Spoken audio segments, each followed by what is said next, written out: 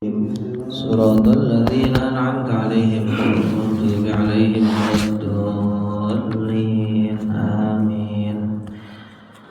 بسم الله الحمد لله والصلاة والسلام على رسول الله محمد ابن عبد الله وعلى آله وصحبه ومن والاه لا حول ولا قوة إلا بالله ما بعد.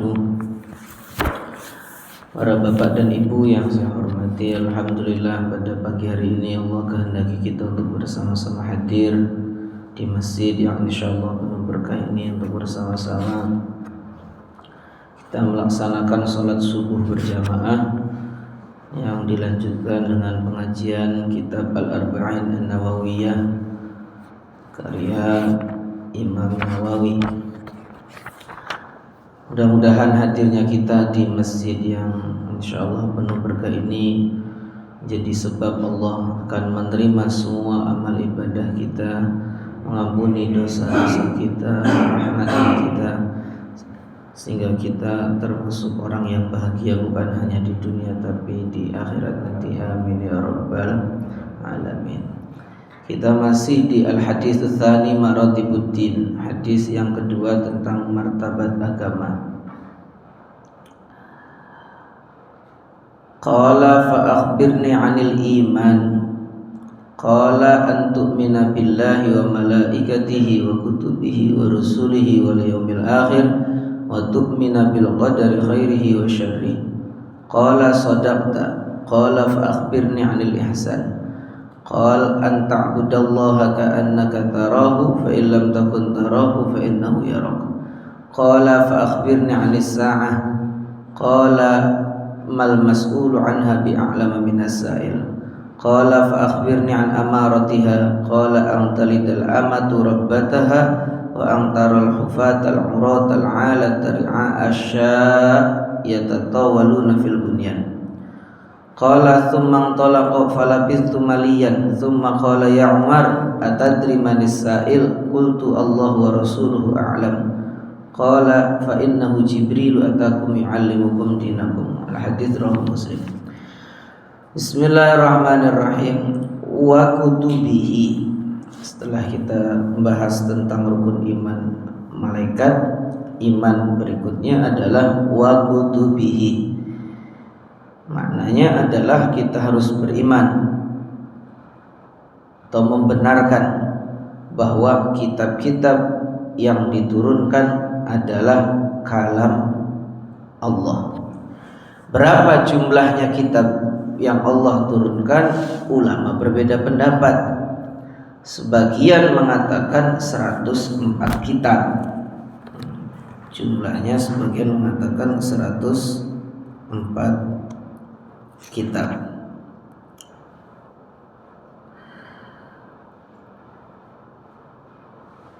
Tapi yang wajib diketahui hanya 4, yakni kitab Taurat yang diturunkan kepada Nabi Musa alaihissalam, kitab Zabur yang diturunkan kepada Nabi Daud alaihissalam, kitab Injil yang diturunkan kepada Nabi Isa alaihissalam, dan kitab Al-Quran yang diturunkan kepada Nabi kita Muhammad sallallahu alaihi wasallam.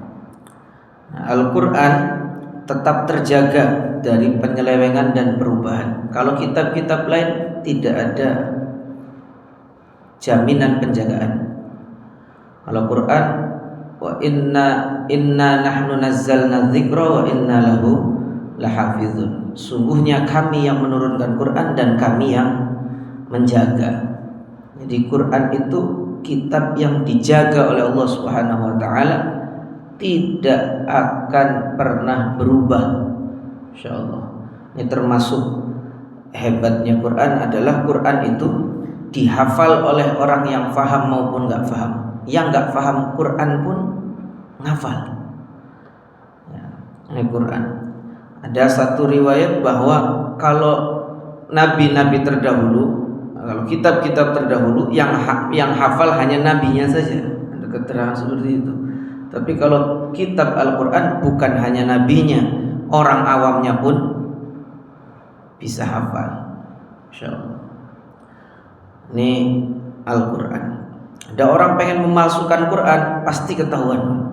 Makanya ada, wah ini cetakan salah, ini ada 1-2 huruf yang salah, itu pasti ketahuan. Kenapa? Allah yang jaga. Penjagaannya dengan para hufaz, para hafiz itu banyak sekali. Indonesia itu ratusan ribu yang hafal Quran. Pondok-pondok tahfidz banyak sekali. Ya, rumah tahfidz, belum yang lainnya. Baik. Quran terdiri dari 114 surat. Diawali dari surat Al-Fatihah, yang ke-114 adalah surat An-Nas. Quran 114 surat, terdiri dari 30 juz. Jadi Quran itu 30 juz. Ada orang diceritakan bahwa ini sudah hafal 30 juz. Ini nggak usah tanya, kalau sudah hafal 30 juz, berapa juz lagi yang harus dihafal? Ini salah. Saking nggak ngertinya, Quran itu 30 juz. Berapa jumlah ayatnya? Ulama berbeda pendapat. Kalau Sayyidina Abdullah bin Abbas ini mengatakan 6.616 ayat. 6.616 ayat.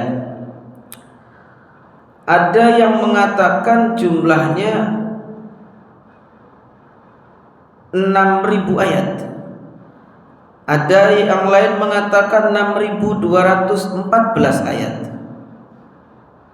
Sebagian mengatakan 6.219 ayat.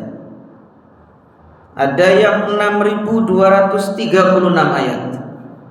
Ada 6.204 ayat, ada 6.226 ayat, ada 6.225 ayat.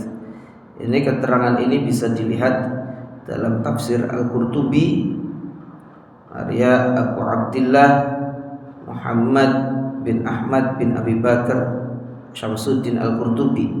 Bisa juga dilihat dalam kitab Ihya'u Ulumiddin, kitab Jala'ul Afham Syarah Aqidatul Awam karya Kiai Haji Ihya Ulumiddin.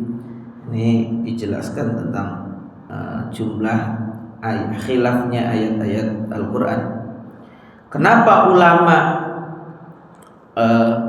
berbeda dalam menentukan berapa jumlah ayatnya? Karena ada ulama yang mengatakan ini 1 ayat, ada mengatakan ulama ini 2 ayat, ada yang mengatakan ini 3 ayat. Nah, maka kemudian karena perhitungannya berbeda, Qur'annya sih tetap itu, hanya ngitung batasan ayatnya mana ini ulama berbeda pendapat. Kalau yang 6.666 ayat seperti yang kita kenal, saya sendiri belum pernah nemu rujukan kitabnya. Jumlah ayat Quran 6.666 itu tahunya dari LKS, buku sekolah-sekolah itu. Ya, kalau kitabnya belum pernah ketemu saya. Pernah saya cari, saya tanyakan juga ke orang yang punya maktabah syamilah, itu belum ketemu. Itu yang mengeluarkan 6.666 itu setahu saya adalah Depak atau Kemenang, tapi saya nggak tahu rujukan kitabnya. Pertanyaannya Pak, bapak-bapak ini sampai sekarang pernah nggak ngitung ayatnya Quran ini? Ngitung ayatnya Quran pernah? Belum pernah, sampai sekarang belum pernah ngitung deh, ngecek gitu, nggak pernah. Nah, nantilah dihitung ya. Ada yang pegang kalkulator, ada yang bacain ayat-ayatnya. Fatihah 7 ayat, Al-Baqarah 2286, Ali Imran berapa, Nisa berapa. Dihitung deh Pak. Biar jari wong Cirebon sih, biar aja jari-jari. Biar enggak katanya. Saya pernah ngitung sendiri. Nah, gitu kan. Nah, kemudian kenapa ulama berbeda pendapat terkait dengan jumlah ayat Quran? Karena ada yang mengatakan bahwa Bismillah itu termasuk bagian dari surat. Ada yang mengatakan Bismillah itu bukan bagian surat, hanya pembatas saja. Kalau yang mengatakan bahwa Bismillah termasuk bagian dari surat, maka ketika orang membaca surat Al-Ikhlas, Bismillahirrahmanirrahim ayat pertama, qul huwallahu ahadnya ayat kedua. Kalau mengatakan bahwa bismillah bukan termasuk bagian ayat, maka bismillahirrahmanirrahim adalah pembatas antara satu surat dengan surat yang lain. Lalu kemudian qul huwallahu ahadnya ayat yang pertama. Ya. Jadi itu diantara sebab-sebabnya kenapa jumlah ayat itu berbeda-beda. Tapi perlu bagi kita untuk ngecek, ya, ngecek langsung berapa jumlahnya aja jari-jari. Nah, ini penting. Ngecek jumlah ayatnya, Bapak. Kan ada di Quran itu bagian belakang. Surat ini berapa ayat, surat ini berapa ayat. Jumlah pakai kalkulator berapa. Nah, para bapak, para saudara yang saya hormati, Al-Imam Ali bin Abi Thalib karamallahu wajhah. Ini jenengan bisa buka dalam kitab Risalatul Muawana Sayyid Abdullah bin Ali al-Haddad, bahwa membaca Quran itu pahalanya berbeda-beda. Kalau Quran itu dibaca di dalam sholat dan sholatnya sambil berdiri, jelas kalau sholat punya wudhu. Quran itu kalau dibaca di dalam sholat dan sholatnya dilakukan dalam keadaan berdiri, satu hurufnya 100 pahalanya.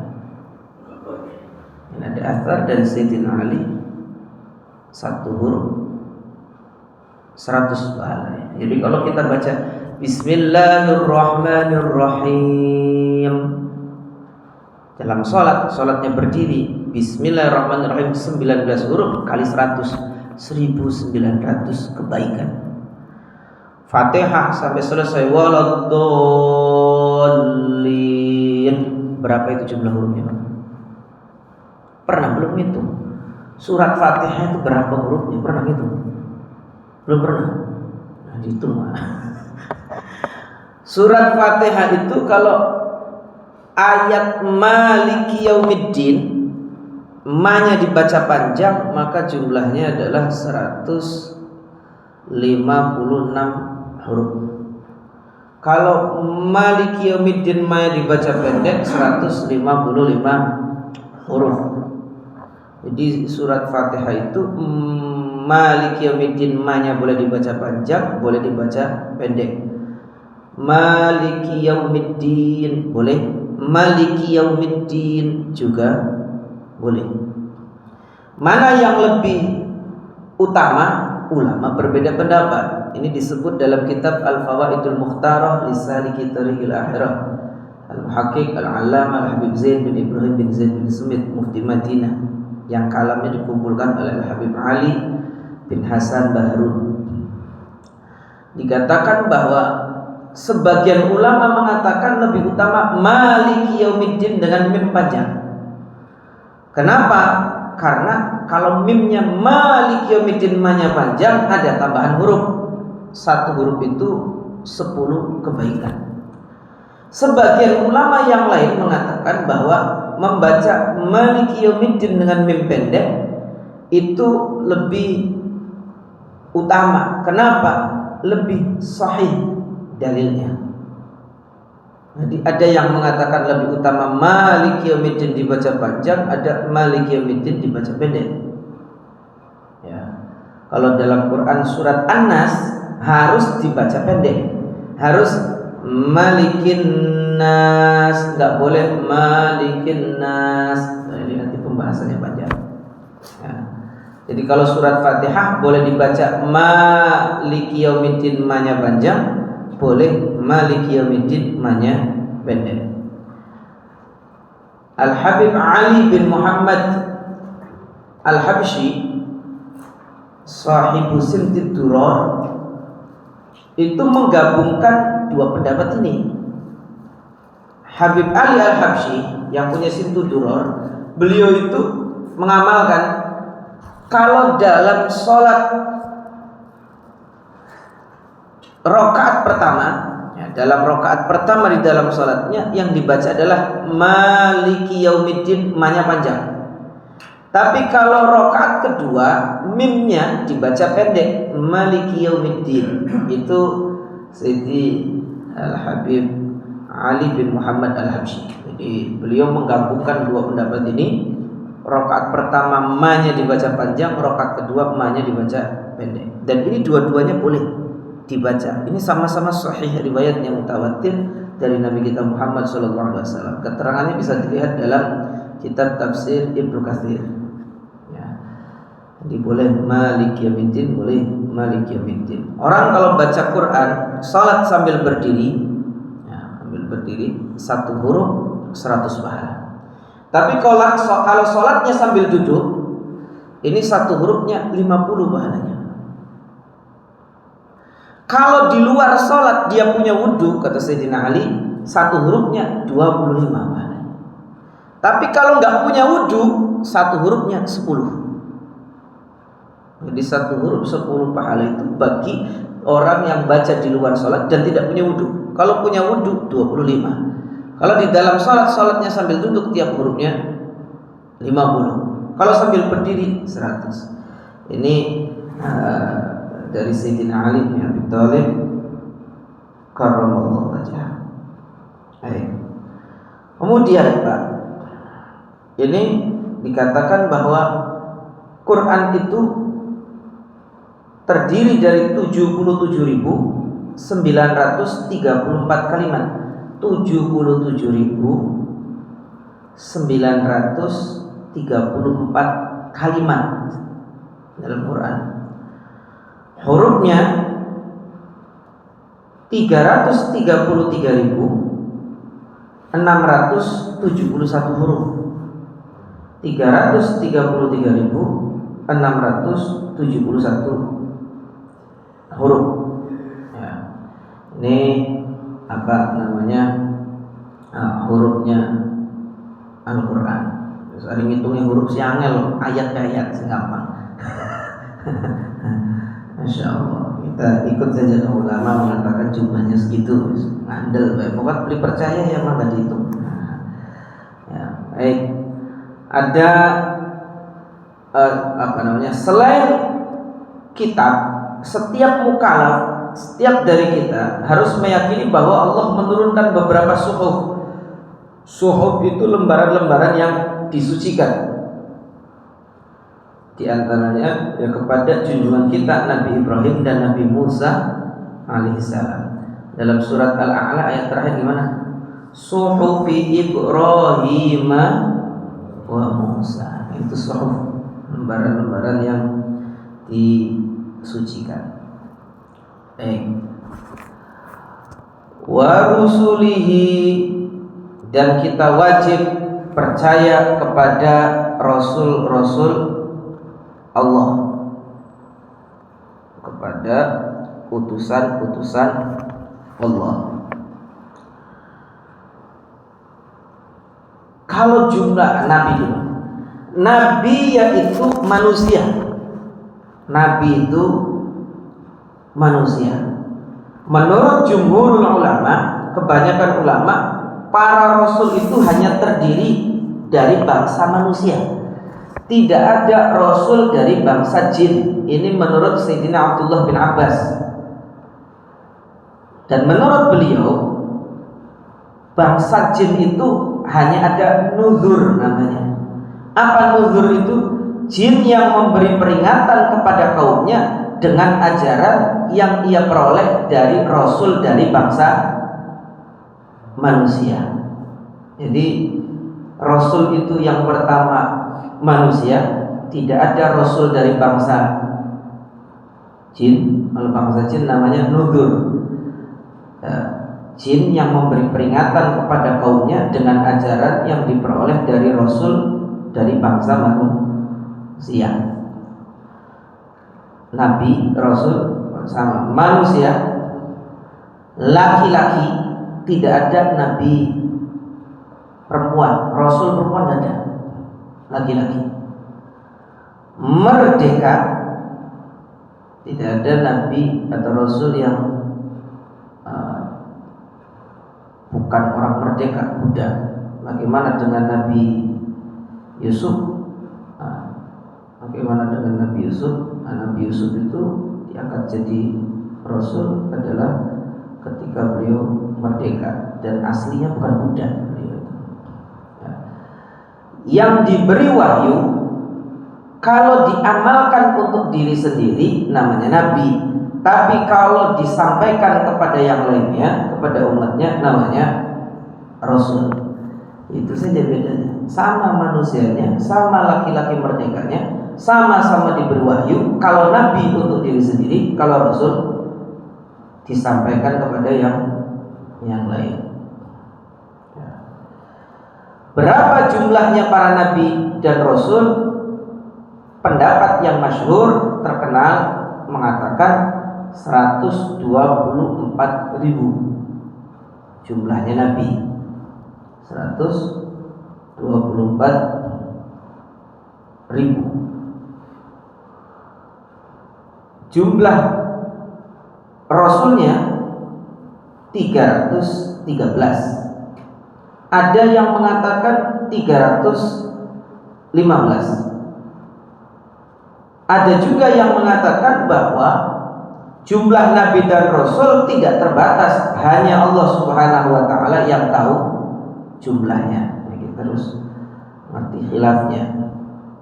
Tapi yang wajib diketahui ada 25. Adam, Idris, Nuh, Hud, Saleh dan seterusnya. Ya. Kalau rasul yang pertama yakni Nabi Nuh. Nabi Adam itu nabi, itu bukan rasul. Nah, rasul pertama itu Nabi Nuh. Ya, karena rasul itu disampaikan kepada umatnya, punya syariatnya. Baik. Kemudian wal yaumil akhir, harus iman kepada hari akhir. Hari akhir. Kalau kita biasa menyebut yaumul kiamah, ya, hari akhir. Kenapa dinamakan hari akhir? Karena tidak ada lagi malam setelahnya, ya, tidak ada lagi malam setelahnya. Dan kita harus percaya tentang adanya hari akhir dan percaya kepada segala sesuatu yang berkaitan dengan hari akhir. Hari akhir atau hari kiamat ini punya nama 300 nama. Namanya sampai 300 di antaranya saja. Ini bisa dilihat dalam kitab Fathul Alam Syarah Manzumat Aqidatul Awam, karya Dr. Hisham Kamil Hamid Musa, seorang ulama dari Mesir. Dikatakan bahwa di antara namanya Al-Azifah, Al-Waqi'ah, Al-Qari'ah, As-Sa'ah, Al-Yaumul Akhir, Yaumul Akhir, Yaumul Jaza, Yaumun Nadamah, Yaumun Nusyur, Yaumus Syahadah. Itu di antara namanya. Semakin banyak nama, semakin agung kejadian itu atau yang disifat, yang diberi nama itu. Jadi menunjukkan agungnya hari itu, sampai namanya ada 300. Kalau namanya Nabi Muhammad SAW ada berapa? Ada yang mengatakan 1000, ada yang mengatakan 999. Kalau dalam kitab Dalail ada berapa? 201 ya, atau berapa? Ya, sekitar itulah. Itu namanya Nabi kita Muhammad SAW. Di antaranya adalah Toha, gitu ya. Itu di antaranya. Baik. Itu terkait dengan hari akhir. Nanti ada pembahasan sendiri. Wa tu'mina bil qadari khairihi wa syarrihi, dan kita harus beriman terhadap takdir, ketentuan Allah, khairihi wa syarrihi, baik takdir yang baik maupun takdir yang buruk. Kita harus meyakini bahwa segala sesuatu terjadi itu adalah atas izin dan kehendak Allah Subhanahu wa ta'ala. Semua atas izin dan kehendak Allah. Tidak ada sesuatu yang terjadi kecuali sudah dikehendaki oleh Allah. Nah, bagaimana memahami takdir itu ulama banyak pendapatnya. Sing paling gampang begini. Takdir itu adalah pengetahuan Allah terhadap sesuatu yang akan terjadi, dan pengetahuan Allah ini pasti terjadi. Nah, pengetahuan Allah terhadap sesuatu yang akan terjadi. Segala sesuatu yang akan terjadi mulai dari zaman itu sampai zaman nanti itu semua sudah tercatat. Termasuk kita ini ngaji di sini itu ketentuannya sudah ada. Ya, ketentuannya sudah ada. Adapun kita dihukumi itu karena kita punya ikhtiari, punya pilihan. Kita bisa menentukan, kita pilih yang mana. Atau Allah ini yang baik, ini yang buruk. Lalu yang mengambil konsekuensi itu adalah kita. Kita mengambil yang mana nih? Pengen yang baik apa yang buruk? Kita dihukum oleh Allah sebab pilihan kita itu. Kata Allah, ini sholat baik, mabuk buruk. Pilih yang mana? Mabuk saja ya Allah saya. Silakan mabuk. Silakan mabuk. Tapi tanggung sendiri konsekuensinya. Nah, jadi yang menciptakan keburukan juga Allah. Untuk apa? Untuk menguji. Ini ada baik, ada buruk. Untuk menguji. Kenapa Allah menciptakan sesuatu yang buruk? Ya pada bela, sama aja kayak orang ujian di sekolah. Ada pilihan ganda, jawabannya A, B, C. Yang benar cuma satu. Silakan orang pilih mana, A, B, atau C. Tapi konsekuensi ditanggung sendiri. Ini ada yang benar, ada yang salah. Yaitu untuk menguji. Ya, yang menciptakan setan Allah, yang menciptakan babi Allah, yang menciptakan anjing Allah, yang menciptakan ayam Allah. Kata Allah nih, kambing halal, babi haram. Serau pengen pilih sindi, ya Allah nyicipi babi silakan. Tapi konsekuensi ditanggung. Berarti kita ini menentukan, memilih sesuatu yang diharamkan oleh Allah. Nah, pilihan kita itu yang akan dimintai pertanggungjawaban. Jadi jangan menyalahkan takdir, intinya begitu. Ya. Itu terkait dengan qada qadar.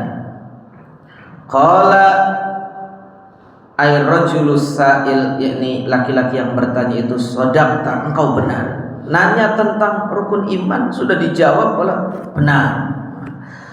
Summa qala, lalu kemudian laki-laki itu bertanya, fa akhbirni 'anil ihsan, kabarkan kepadaku tentang ihsan. Ihsan itu apa? Ada yang mengatakan yakni bil ikhlas, ibadah dengan ikhlas. Ada yang mengatakan qala Nabi sallallahu alaihi wasallam, Nabi sallallahu alaihi wasallam mengatakan anta'budallaha ka'annaka tara, engkau beribadah menyembah kepada Allah seakan-akan engkau melihat Allah. Fa illam takun tara fa innahu yara, kalau engkau tidak mampu beribadah seakan-akan engkau melihat Allah, maka ketahuilah, yakinilah bahwa Allah melihat ibadahmu. Ini namanya ihsan. Apa maknanya? Merasa selalu diawasi oleh Allah. Pak, kalau ada seorang karyawan kerja bersihin mobil misalnya, dia seorang pembantu bersihin, diperintah sama majikannya bersihin mobil. Itu kalau majikannya ngeliatin dan majikannya tidak ngeliatin, beda enggak? Beda ya. Kalau dia mengatakan yang membersihkan mobilnya mengatakan, biarin aja nggak ngeliat majikannya, ya asal-asalan baik gitu. Tapi kalau dia merasa diawasi, itu majikannya lagi ngeliatin. Itu ada CCTV, majikannya tahu apa yang saya lakukan. Wah, kerjanya sebaik mungkin. Seharusnya seperti itulah kita beribadah, merasa diawasi oleh Allah. Itu ihsan. Nah, sebagaimana itu, maka diceritakan bahwa ada sebagian masyayikh, sebagian guru-guru itu mengkhususkan sebagian santrinya. ada kiai, ulama-ulama itu yang mengkhususkan sebagian santrinya. Maka ditanyakan, kenapa itu? Kok bisa? Ini memang karena ini santri khusus. Apa khususnya? Keistimewaannya apa? Maka pembuktian, kiainya memberikan semua santrinya itu burung dengan pisau. Kiainya mengatakan bahwa sembelihlah burung ini di mana saja, yang penting tidak ada yang lihat. Maka sebagian bawa burung sambil bawa pisau itu lari ke gunung, ada yang ke hutan, ada yang ke ada yang ke masuk ke dalam air menyelam, ada yang sembunyi di kamar, ada yang macam-macam. Lalu kemudian semuanya datang membawa burung yang sudah disembelih. Ada salah satu santri belum datang. Akhirnya ditunggu. Ketika ditunggu, maka santri ini mengatakan bahwa santri ini membawa pisau dan burungnya belum disembelih. Ditanyakan, kenapa engkau tidak menyembelih burung? Guru kiai syekh, engkau mengatakan bahwa sembelihlah burung ini pada tempat atau di tempat yang tidak ada yang melihat. Kata santri ini, aku pergi kemanapun, aku merasa Allah melihatku.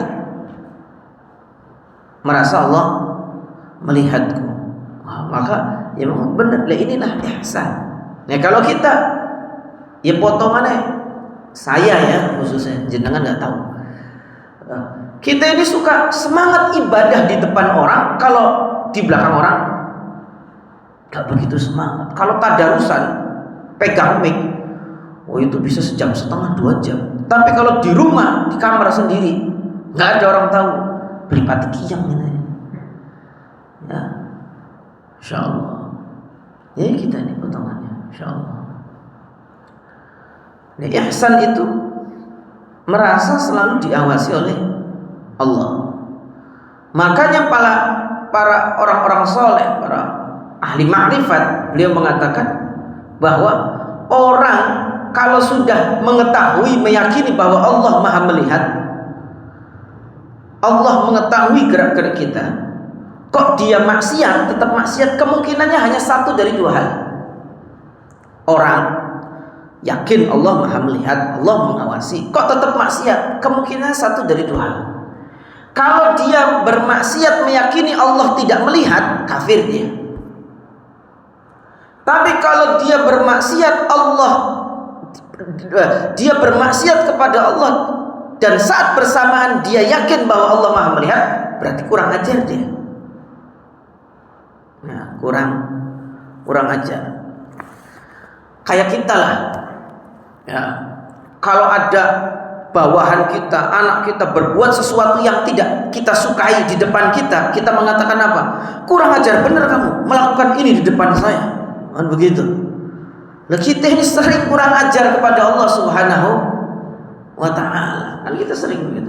Ada bawahan kita, karyawan kita, anak kita, atau orang yang di bawah kita melakukan sesuatu yang tidak kita sukai di depan kita. Kita langsung mengatakan, kurang ajar benar kamu itu. Depan saya kamu berani melakukan itu. Wah, gitu. Padahal kita juga sering kurang ajar depan Allah. Ya. Jadi kemungkinan satu dari 2 hal. Kalau tidak meyakini bahwa Allah Maha melihat, dia kafir. Tapi kalau meyakini Allah Maha melihat tetap maksiat, dia kurang ajar. Nah, kita ini termasuk hamba yang sering kurang ajar. Ya. Kita yakin Allah Maha melihat. Kita sudah punya istri. Kata Allah, jangan melihat-lihat istrinya orang. Kalau ada yang cantik-cantik, kita tetap dilihat itu. Di Instagram, di Facebook, di jalan raya. Insyaallah, itu kurang ajar kita ini. Ya.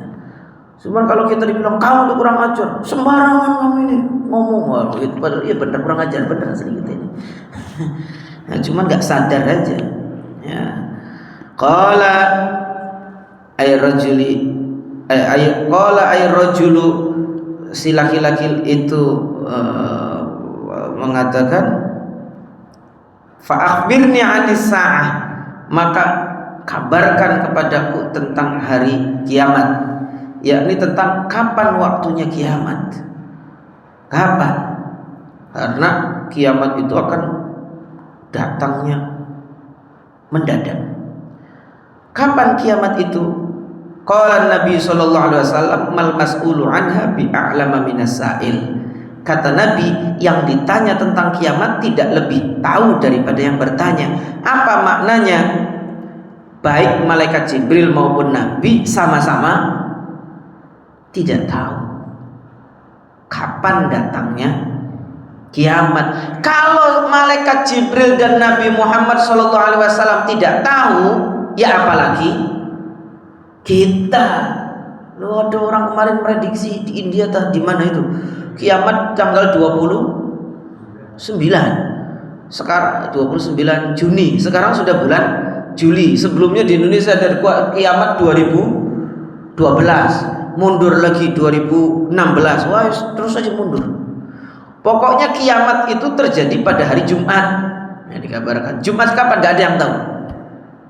Nah, Jumat. Makanya ada salah satu kitab itu mengatakan kalau hari Jumat binatang itu deg-degan. Apa deg-degan tuh? Was-was, berdebar.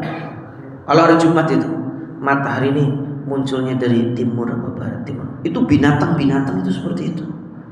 Deg-degan. Karena nanti kalau menjelang kiamat itu Pak, matahari terbitnya bukan dari timur tapi dari barat. Tongol ya, singkulon dari barat. Itu naik sampai atas, itu bukan terbenamnya dari timur, bukan. Sampai ke atas nanti balik lagi ke barat. Nah, kalau binatang-binatang yang lihat matahari terbit dari timur, mereka alhamdulillah, mereka hilang gemetarannya, was-wasnya di hari Jumat itu. Kalau kita kan keyakinan tentang kiamatnya nggak seperti itu, jadi Jumat ya cengar-cengir, nggak ada gemeternya sama sekali, nggak ada deg-degannya sama sekali. Ya. Itu binatang, insyaallah. Innallaha 'indahu 'ilmus sa'ah. Sesungguhnya di sisi Allah pengetahuan tentang hari kiamat. Jadi kiamat itu tidak ada yang tahu kapan waktunya. Nah, apa hikmahnya? Agar manusia bersungguh-sungguh dalam melakukan ketaatan dan kemaksiatan.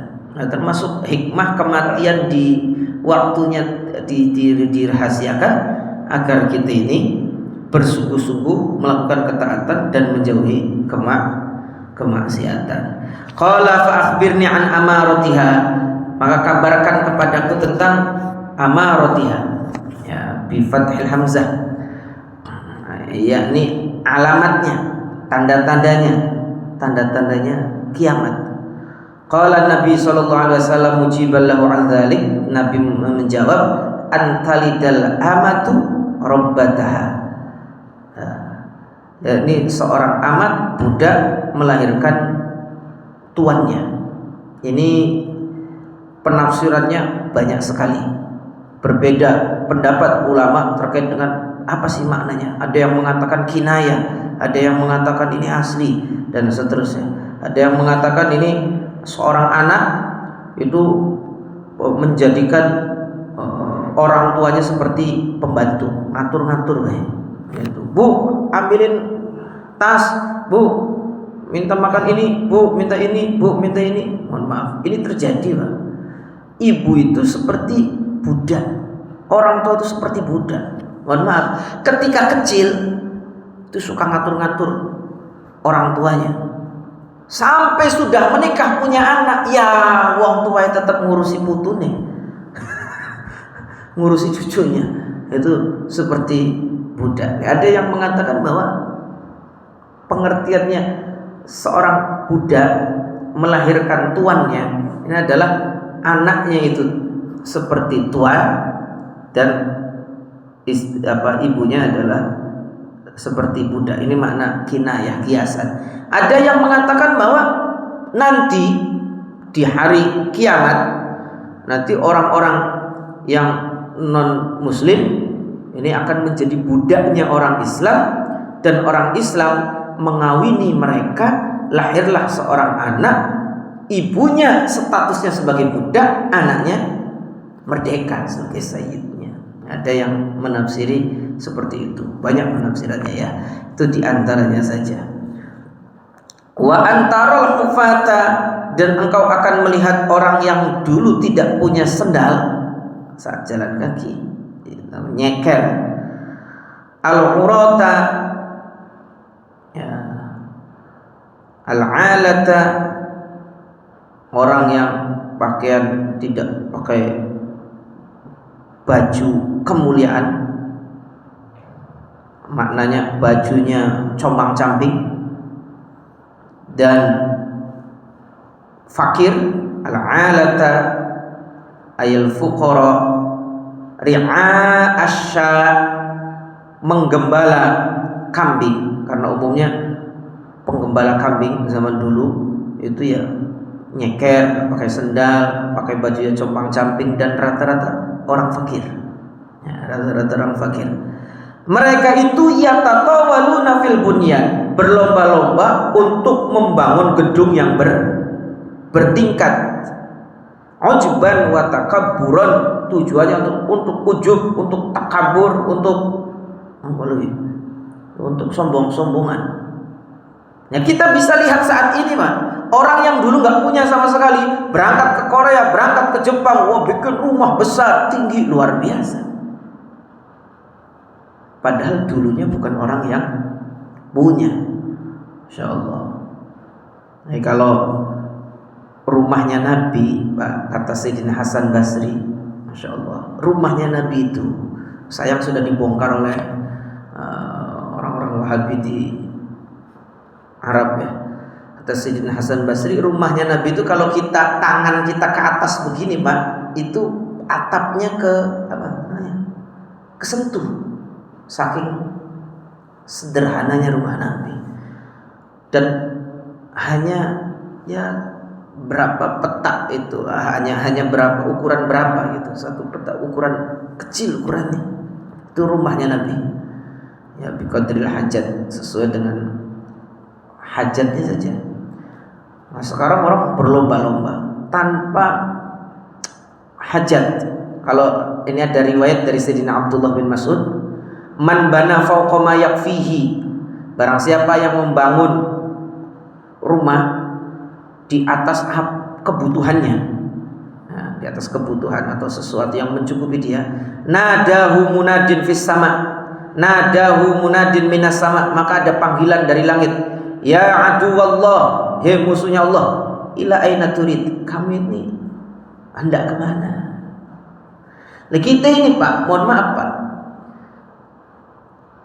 mengeluarkan ratusan juta miliaran untuk membangun rumah yang hendak kita tinggalkan. Insya Allah, untuk bangun rumah yang pengen kita tinggalkan, kita keluarkan ratusan miliaran juta, ya, miliaran rupiah, ratusan juta miliaran rupiah kita keluarkan. Tapi untuk rumah akhirat, kalau untuk rumah dunia ratusan juta, untuk rumah akhirat berapa? 5.000, ya 5.000 cuma dapat paku, Pak, nancep bisa nih bokong. Masya Allah. Ini kita ini seperti itu, nggak perhatian kepada rumah yang akan kita tempati untuk selamanya. Tapi kita keluarkan banyak uang untuk rumah yang akan kita tinggalkan. Masya Allah. Ini kita ini seperti itu. Saya ya, jenengan nggak tahu. Nah, Masya Allah. Nah, kiamat itu, Pak, ada dua tanda kiamat itu, mohon maaf. Tanda kiamat itu ada tanda kiamat sughra, ada tanda kiamat kubro. Apa tanda kiamat sughra? Tanda kiamat kecil, diutusnya Rasulullah Sallallahu Alaihi Wasallam. Nabi sudah diutus kapan? 1500 tahun yang lalu, sudah jauh. Yang kedua, sedikitnya orang yang berilmu agama. Zaman sekarang nih, Pak, kalau zaman dulu banyak orang faham agama, sedikit yang menjadi penceramah. Kalau sekarang sedikit yang faham agama, banyak yang jadi penceramah. Jadi penceramah gampang, modal bisa ngomong, jubah, suruh kepala, ya, Masya Allah, itu langsung jadi penceramah. Padahal dia tidak faqih, tidak alim. Masya Allah, ini musibah, Pak. Akhirnya ngawur omongannya, fatwa ngawur, melanggar ijma, melanggar kesepakatan ulama tanpa dasar. Hal-hal yang prinsip, usul, pokok tabrak semua. Masya Allah. Ini kita zamannya. Cari penceramah yang ahli agama, waduh, kita susah nyari. Ya ada, masih banyak, tapi tidak sebanyak penceramah yang tidak paham agama. Masya Allah. Makanya sebagian ulama itu Pak, mohon maaf, sebagian ulama itu nggak seneng kerpil dajil, itu nggak seneng. Kenapa? Karena ulama-ulama terdahulu itu mengajari anak-anak kecil itu untuk belajar agama dulu, jangan untuk dakwah dulu. Kalau zaman sekarang, ya zamannya anak-anak kecil kok marahi wong tua. Masya Allah. Padahal belum ada pondasi ilmu agamanya, disuruh untuk dakwah. Ya akhirnya jadi banyak pendakwa-pendakwa yang ilmu agamanya kosong. Nah, sebagian ulama nggak senang dengan bildajil itu. Kenapa? Ngajari anak-anak, membuat satu tradisi. Orang itu dakwah dulu baru paham agama. Kalau orang zaman dulu tidak, belajar agama dulu, dia amalkan, baru diajarkan ke orang lain. Bahkan mohon maaf, termasuk Kiai Abdul Hamid Pasuruan yang dikenal wali itu, yang wafat tahun 70-an. Itu beliau itu Pak dalam berdakwah ini luar biasa. Ada seorang anak kecil, pernah saya ceritakan di sini dulu.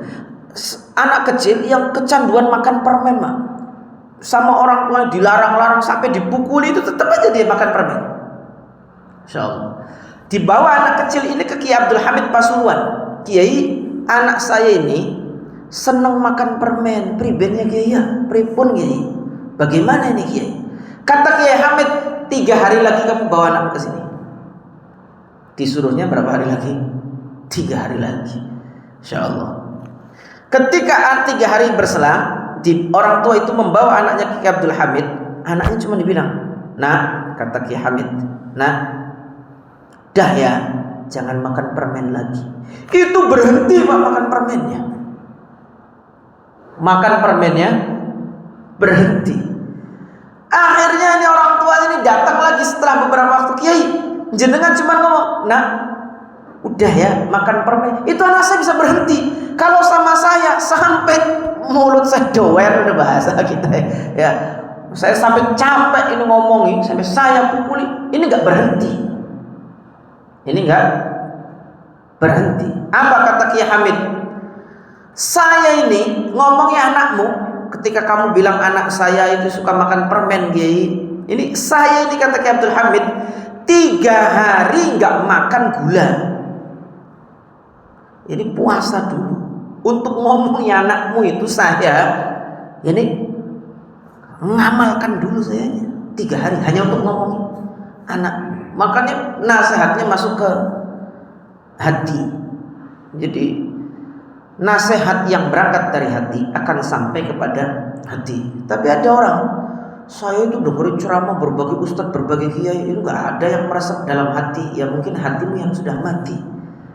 Ya karena nanti kalau Nabi Muhammad SAW yang menyampaikan itu nggak akan ya seperti orang-orang kafir, khatamallahu ala qulubihim wa ala sam'ihim, dikunci hatinya, pendengarannya, penglihatannya. Jangan seperti itu.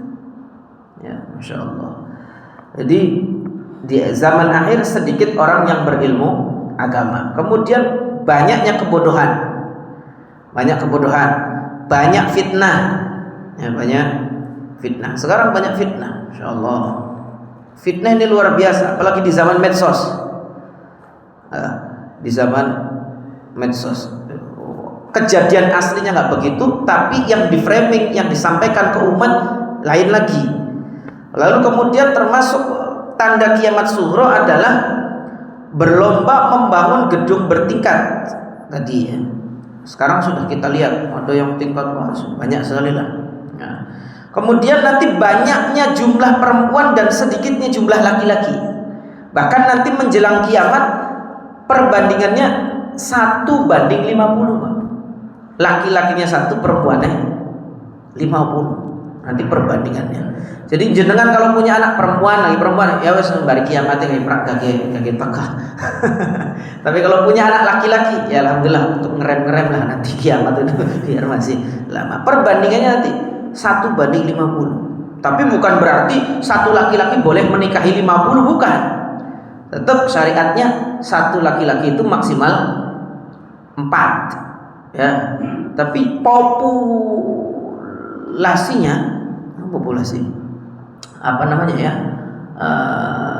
jumlahnya itu 1:50, lebih banyak perempuan nanti menjelang kiamat. Lalu kemudian merebaknya perbuatan keji seperti zina yang sekarang sudah banyak, insyaallah, sampai jadi lagu dan anak-anak kecil senang lagi nyanyinya. Awalnya peluk-pelukan, ciuman, hamil duluan sudah 3 bulan, yang nyanyi anak TK, joget lagi, insyaallah. Itu kan cerita tentang zina. Awalnya peluk-pelukan, ciuman, hamil duluan sudah 3 bulan. Kenapa dia hamil duluan? Zina. Anak TK, anak SD yang nyanyi. Senang, orang tuanya diem aja. Masya Allah. Kita ini zaman akhir seperti itu. Ya, hati-hati Pak. Ya, hati-hati. Lalu kemudian anak-anak menjadi pemimpin. Tadi merintah orang tua menghiasi masjid-masjid. Masjid dihias luar biasa indah. Tapi ya isinya ya mohon, bahkan ada masjid yang kubahnya dari emas. Wong Cirebon ditakoni, pernah dorong ning kubah emas? Ya pernah. Ngapain? Ya foto aja terus pulang lagi. Masya Allah. Jadi ada selfie. Ada lagi yang ya pipis cepot terus foto terus balik. Masya Allah. Itu sebagian ini ulama ini lagi jadi pembahasan kiai-kiai di Jawa Timur. Sebagian ulama mengatakan haram hukumnya datang ke masjid hanya untuk pipis saja. Kalau airnya itu dibeli dari infak masjid. Nah, harus ada unsur ibadah, paling tidak wudu, paling tidak. Syukur-syukur wudu dan sholat 2 rakaat. Sebagian ulama mengatakan kalau tidak wudu, tidak sholat, harus ada ganti uang yang ia berikan kepada masjid sebagai ganti masjid telah membeli membeli air untuk kemaslahatan masjid. Ya, karena andon pipis bukan kemaslahatan masjid, infak itu digunakan untuk kemaslahatan masjid. Makanya salah kaprah wong Cirebon itu melakukan perjalanan. Gimana ini sholatnya? Gampang, sholat mah di jalan. Lalu kemudian yang sampingnya saya pengen pipis, nanti nyari masjid, pipisnya di masjid. Jadi masjidnya dipipisi, sholatnya di jalan. Itu zaman akhir begitu Pak, Masya Allah. Ya. Kemudian buruknya akhlak, waktu menjadi singkat di zaman akhir, Masya Allah. Ini kita ini tahu lah, anak tahu sudah gede gitu ini ada ya. Jadi kata Sayyidi Habib Umar, 1 hari itu seperti 1 tahun seperti 1 bulan, 1 bulan seperti 1 hari, 1 hari seperti 1 jam, sejam seperti itu, waktu bergerak begitu cepat. Nah, kita sering kan, oh ya Allah, tahu-tahu sudah 15 tahun. Ya Allah, tahu-tahu sudah. Nah, ini enggak kerasa. Dan kerasa singkat. Adapun tanda kiamat kubro, kiamat besar, yaitu keluarnya Imam Mahdi. Nanti keluar Imam Mahdi. Zaman sekarang banyak orang ngaku jadi Imam Mahdi. Jadi Imam Mahdi. Hati-hati ya. Insyaallah. Iya, Imam Mahdi. Ini nggak boleh orang mengaku-ngaku menjadi Imam Mahdi. Imam Mahdi itu min dzurriyyatin Nabi sallallahu alaihi wasallam ya. Ini masih keturunan Nabi. Nanti keluarnya. Lalu kemudian keluar Dajjal. Na'udzubillah, ini kita ketemu Dajjal. Dajjal ini dia mengatakan pembohong besar, 40 orang pembohong besar dari umat Islam yang kerjaannya adalah bikin fitnah besar. Dan kita ini dianjurkan untuk meminta perlindungan dari Dajjal. Selesai salat selesai tahiyat fil alamin innaka Hamidum Majid, Allahumma inni a'udzubika min adzabil qabri wa min adzabin nar wa min fitnatil mahya wal mamat wa min fitnatil masihid Dajjal. Ini Dajjal akhir zaman, keluar matanya 1 ya, di jidat. Siapa yang nggak ikut maka akan dimasukkan ke neraka. Kalau nerakanya Dajjal itu hakikatnya surga. Kalau surganya Dajjal itu hakikatnya adalah neraka. Semua bumi itu dijelajahi oleh Dajjal kecuali Mekah, Madinah, wakilah Masjid Al-Aqsa, Baitul Maqdis. Itu semuanya dijajah. Lalu kemudian turun Nabi Isa alaihissalam, ya, Nabi Isa. Kemudian keluar Ya'juj Ma'juj, keluar Dabbah. Ya'juj Ma'juj itu yang merusak semua yang ada di bumi. Lalu keluar Dabbah, binatang melata. Nanti semua orang distempel Pak, batuke neng Dabbah. Plek kafir, plek mukmin, plek kafir, plek mukmin, semua kelihatan ada di jidatnya nanti. Ya, kemudian matahari terbit dari barat. Nanti keluar asap yang memenuhi bumi. Nanti keluar api dari Yaman. Diangkatnya Al-Quran dari lembaran-lembaran dan dada manusia. Di akhir zaman nanti orang nggak ada hafal Quran, hilang. Tulisan Quran hilang, diangkat. Mumpung Qurannya masih anak tulisannya, dibaca apa? Nanti di akhir zaman Quran tidak ada tulisannya. Dan orang yang hafal, tidak ada orang yang hafal Quran, diangkat, diambil, insyaallah. Lalu kemudian runtuhnya Ka'bah. Nanti Ka'bah juga akan runtuh. Ka'bah akan runtuh. Lalu kemudian lihat lagi saya kebut, wajib bagi mukallaf untuk mempercayai kejadian yang berkaitan dengan hari akhir. Bukan hanya hari akhir, tapi semua kejadian yang berkaitan dengan hari akhir. Di antaranya barzakh, alam barzakh. Barzakh itu fase kematian dan kebangkitan. Jadi orang kalau sudah mati Pak, transitnya, kumpulnya di alam barzakh. Barzakh itu alam perbatasan antara alam dunia dan alam akhirat, alam barzakh. Orang mati sekarang di alam barzakh. Ya. Nunggu kiamat sama. Jadi kita ini pengen nunggu ning alam barzakh atau nunggu ning bumi? Kalau nunggu ning alam barzakh ya mati, nunggu ning alam barzakh. Kalau di bumi ya hiduplah yang panjang umur ya. Lalu kemudian ada alam barzakh, ada pertanyaan kubur.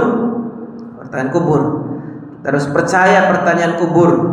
Soalnya sudah dibocorkan oleh Nabi ya. Man rabbuka, man nabiyuka, ma kitabuka, ma kiblatuka, man ikhwanuka. Yang 5. Siapa Tuhanmu? Siapa nabimu?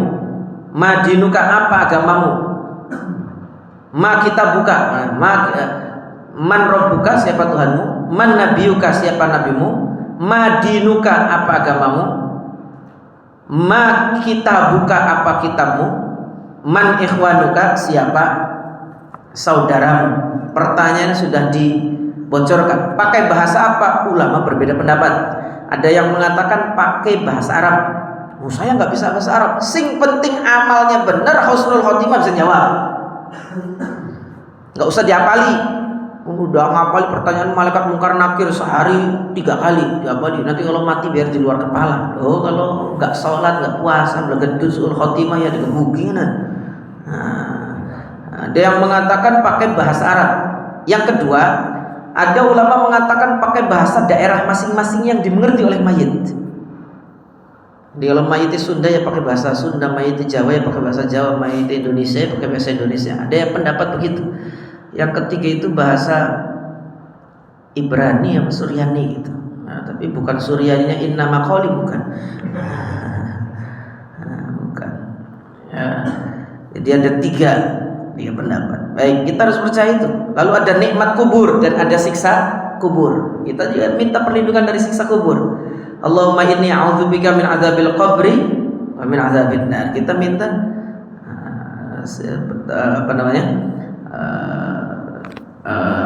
terhindar dari siksa kubur. Nanti ada 10, ada beberapa amalan yang menjadikan seseorang diampuni dosanya. Di antaranya ada yang ning kubure tidak dimasukkan ke neraka, maknanya ada yang dihimpit dalam kuburnya untuk menghapus dosa-dosa dan seterusnya. Lalu kemudian ada hari dibangkitkan dari kubur. Dibangkitkan itu bangkit digiring ke padang mahsyar, macam-macam keadaannya. Ada yang berkendara, orang takwa nanti berkendara. Ada yang berjalan kaki, orang sedikit amalnya. Ada yang berjalan dengan wajahnya, orang kafir dan pemakan riba, pakai wajah. Ada yang berubah menjadi kera, ini orang yang suka ngadu domba, jadi kera. Ada yang berubah jadi babi, yang suka makan haram, nanti berubah jadi babi ketika dibangkitkan. Ada yang dalam keadaan buta. Ini orang-orang yang zalim atau sewenang-wenang dalam masalah hukum. Zalim. Ada yang tuli dan bisu. Nah, orang yang ujub dengan amalnya, bangga dengan amalnya, ini nanti jadi tuli dan bisu.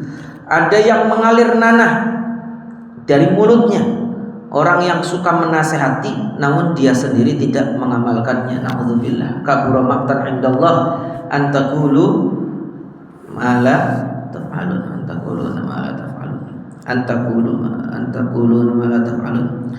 Kemudian ada yang tanpa tangan dan kaki, orang yang suka menyakiti tetangga. Insyaallah.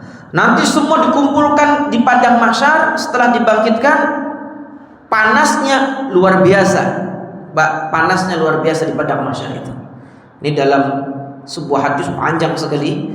Ini matahari kita dikumpulkan, Pak. Nanti dikumpulkan itu di padang mahsyar dalam keadaan telanjang, Pak. Semuanya telanjang bulat, tanpa alas kaki, belum dikhitan. Jadi bapak-bapak pun ning padang mahsyar udar maning, Pak. Udar maning, ngerti udar maning. Lepas lagi nanti jahitan khitannya. Dibangkitkan itu nggak pakai baju, nggak pakai alas kaki, dalam keadaan tidak dikhitan. Kecuali Nabi kita Muhammad SAW yang ketika dibangkitkan sudah memakai pakaian. Nabi kita Siti Aisyah mengatakan, ya Rasulullah, betapa malunya saat itu. Kata Nabi, ya Aisyah, orang saat itu nggak ada yang mikiri, karena sibuk mencekam itu, nggak kepikir yang begitu itu. Dalam, wah, kok bentuknya begitu? Nggak ada orang begitu itu, nggak ada pada hari kiamat, masya Allah. Dan matahari itu didekatkan, qadromil. Mil itu ada yang mengatakan mil itu seperti yang kita tahu 1,2 kilometer lah kurang lebih. Matahari didekatkan. Ada yang mengatakan mil, kata Habib Ahmad bin Jidan, mengatakan bahwa mil itu kalau kita pakai celak, tahu celak, Pak? Celak mata, sifat mata itu celak. Itu yang dioles ke mata itu namanya mil. Itu namanya mil. Jadi kalau kita pakai celak yang dioleskan ke mata itu namanya mil. Itu qadromil itu segitu. Nah, kalau bahasa kiai-kiai Jawa, kiai-kiai Sunda, 1 jengkal, gitu kan ya? 1 jengkal. Mana qadromil? Mil itu menunjukkan sangat dekat.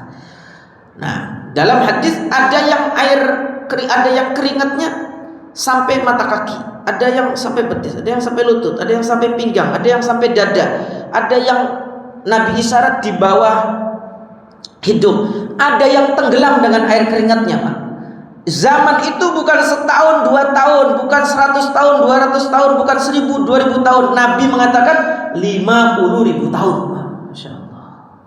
Berapa tahun? 50.000 tahun. Kelelep, tenggelam dalam keringatnya, nggak hidup, nggak mati, ya nggak mati-mati mana ya, nggak pingsan. 50.000 tahun. Kita ini tenggelam ning sumur ke air biasa aja, masya Allah. 5 menit luar biasa nih. Ini 50.000 tahun mencekam. Keadaannya mencekam sampai pangapunten, mohon maaf, sampai orang-orang kafir doa, Allahumma qulna an hadzal mauqif walau ila nari jahannam. Ya Allah, pindahlah kami dari tempat ini walaupun kita harus pergi ke neraka jahanam. Kita ke neraka jahanam enggak apa-apa, yang penting jangan di sini. Para pembesar ulama-ulama dari umat ini kumpul, para pembesar datang ke Nabi Adam. Nabi Adam, engkau adalah bapaknya manusia, tolonglah kami. Kata Nabi Adam, Allah sedang murka pada hari ini. Allah tidak pernah murka pada hari ini sebelumnya, dan Allah tidak akan pernah murka setelah ini dengan murka yang seperti ini. Maknanya Allah sangat murka dengan murka yang luar biasa. Gak berani, kata Nabi Adam. Saya ini dulu pernah melanggar aturannya Allah, gak berani saya takut dimurkai. Datanglah ke Nuh, datang ke Nabi Nuh, datang ke Nabi Nuh, ya Nabi Allah, tolonglah kami dan seterusnya, mintalah kepada Allah. Kata Nabi Nuh, saya ini punya doa yang mustajab dan doanya sudah aku pakai di dunia. Datanglah kepada Nabi Ibrahim. Nabi Ibrahim mengatakan, kata Nabi Ibrahim, Allah pada hari ini sedang murka-murkanya. Allah tidak pernah murka seperti ini sebelumnya, dan Allah tidak akan pernah murka setelah ini setelahnya. Allah lagi murka. Kata Nabi Ibrahim, aku pernah bohong 3 kali. Mana bohong kiasannya. Dan aku gak berani. Datanglah ke Musa. Kata Nabi Musa, nah, semua Nabi mengatakan nafsi, nafsi. Aku hanya bisa menolong diriku sendiri. Idhabu ila ghairi. Pergilah kepada selain aku. Karena orang datang ke Nabi Musa. Kata Nabi Musa, saya dulu pernah membunuh orang, mana tidak sengaja membunuh orang. Allah sedang murka pada hari ini dan aku tidak berani. Aku takut dimurkai oleh Allah. Datanglah kepada Nabi Isa, terus sampai ke Nabi Muhammad SAW. Kata Nabi, analaha, aku yang punya syafaat. Al-Habib Umar mengatakan bahwa apakah nabi-nabi yang lain tidak tahu bahwa yang memberikan pertolongan itu Nabi Muhammad? Kenapa Nabi Adam itu nggak ngomong datang ke Muhammad karena yang punya syafaat Muhammad? Apa Nabi Nuh nggak tahu bahwa yang punya syafaat Nabi Muhammad datang ke Nabi Muhammad? Kenapa Nabi Ibrahim tidak langsung mengatakan datanglah ke Muhammad karena yang punya syafaat Muhammad? Ini kata ulama, termasuk Sayyidil Habib Jinnah, dia mengatakan bahwa nabi-nabi terdahulu menunjukkan nabi-nabi yang lain agar umat tahu bahwa nabi-nabi yang lain itu nggak bisa nolong. Yang bisanya Nabi kita Muhammad SAW. Ada yang mengatakan bahwa nabi-nabi yang lain itu dilupakan. Tidak, atau mulutnya dikunci. Ya, tidak langsung mengatakan, biar umat tahu. Kalau Nabi Muhammad yang langsung nolong, jangan-jangan Nabi Ibrahim bisa nolong, jangan-jangan Nabi Musa bisa nolong. Gitu. Semua orang kepanasan di mahsyar kecuali 7 kelompok.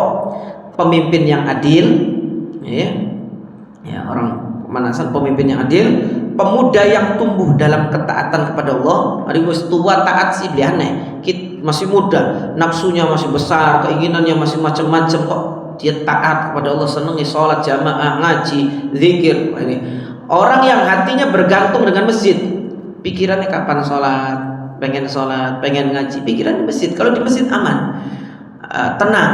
Makanya dikatakan bahwa cirinya orang beriman itu tenang hatinya di masjid. Tapi kalau orang munafik tidak tenang, tidak nyaman di masjid. Nah, paling mall nggak bisa, 2 jam, 3 jam, 4 jam, paling masjid berkuat. Nah, 2 orang yang lalu kemudian orang yang mendapat naungan dari Allah sehingga tidak merasakan kepanasan pada padang mahsyar adalah 2 orang yang saling mencintai, berkumpul dan berpisah karena Allah. Mudah-mudahan kita termasuk ini. Kita berkumpul, mencintai, berpisah karena Allah. Bukan karena seneng, bukan karena apa-apa, bukan. Kemudian seorang yang diajak berzina wanita cantik punya kedudukan, dia mengatakan aku takut kepada Allah. Kemudian orang yang bersedekah dan menyembunyikan sedekahnya. Angel beli Pak, sedekah menyembunyikan sedekah itu susah apa enggak? Susah. Ada pembangunan di masjid nih ya, pembangunan masjid, jenengan sedekah sembunyi-sembunyi, ngirim semen 10 sak. Lalu kemudian orang nggak ada yang tahu. Tiba-tiba tetangga ini mulutnya usil, ente itu sugi, kalau lagi pembangunan masjid, masa orang nyumbang? Jangan medit, jangan pelit, itu disumbang masjid. Kira-kira keperucut beli 10 sak loh. Ini maka kita ini Pak. Ini kalau ada pembangunan sedekah mulut kita ini jangan usil. Ente sedekah durung. Masa yang terus sedekah, mobil banyak, rumah bagus, duit aku, masa orang nyumbang. Boleh jadi dia tuh lagi nyumbang, dia tuh sudah nyumbang, dia tuh sudah sedekah, tapi nggak pengen orang lain tahu. Gara-gara mulut kita yang usilin, akhirnya keperucut. Apa keperucut tuh? Keceplosan. Ini jadi bisa jadi riaknya orang. Ini kita ini hati-hati ya, mulut kita ini. Kemudian seorang yang berzikir kepada Allah sendirian hingga menetes air mata. Nah, selain 7 orang itu, ada yang diselamatkan juga. Orang yang berjuang di jalan Allah, menyambung silaturahim, penghafal Quran yang mengamalkan kandungannya, dan orang yang menanggung anak yatim. Ya, selain itu nanti ada syafaat, insya Allah kita bahas di pertemuan berikutnya. Belum selesai hadis yang kedua tentang syafaat, hisab, timbangan, sirat. dan surga neraka ini terkait dengan hari akhir. Wallahu a'lam. Silakan Pak, barangkali ada hal-hal yang perlu